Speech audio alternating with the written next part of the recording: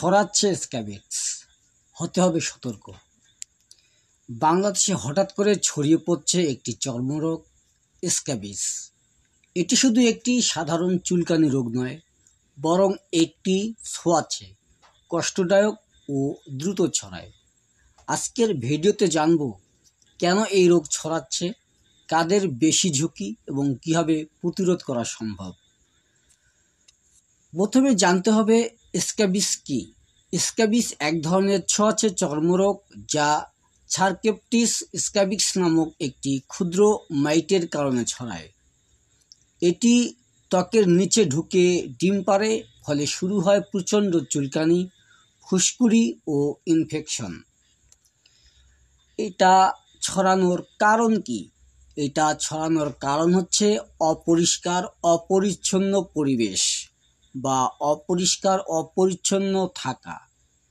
দ্বিতীয়টি হচ্ছে গাদাগাদি করে থাকা বা অনেক লোকজন একসঙ্গে থাকা বা একসঙ্গে বসবাস করা।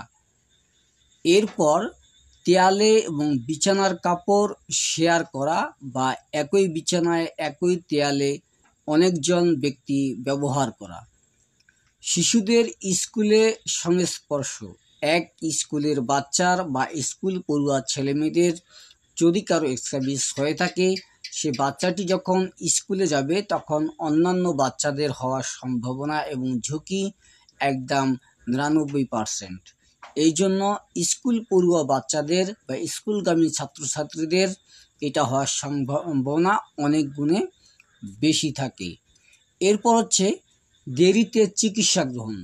যদি কারো এই স্ক্যাবিস সমস্যাটি দেখা দেয় আর সে যদি দেরিতে চিকিৎসা গ্রহণ করে, তাহলে তার এই স্ক্যাবিস হওয়ার চান্স অনেক বেশি থাকে। এরপর হচ্ছে সচেতনতার অভাব।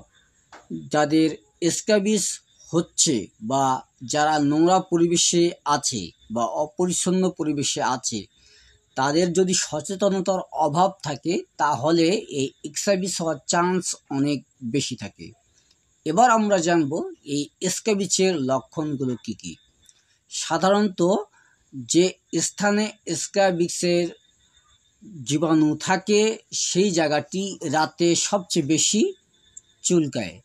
আঙ্গুলের ফাঁকে, কোমরে, নাভিতে লাল দাগ পড়ে বা লাল লাল ছোট ছোট গুটি র্যাশ বা ঘামাচির মতো কিছু বের হয়, যেখানে পানিও থাকতে পারে।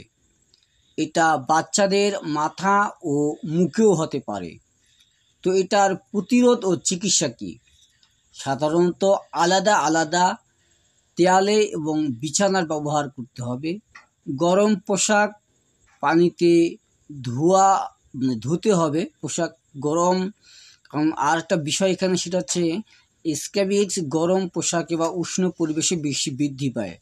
এজন্য শীতল পোশাক পরতে হবে, বা যে পোশাকে বা যে পরিবেশে অধিক গরম হয় না বা উষ্ণ পরিবেশ থাকে না, সেই পরিবেশে বা সে পোশাক পরতে হবে, সে পরিবেশে থাকতে হবে।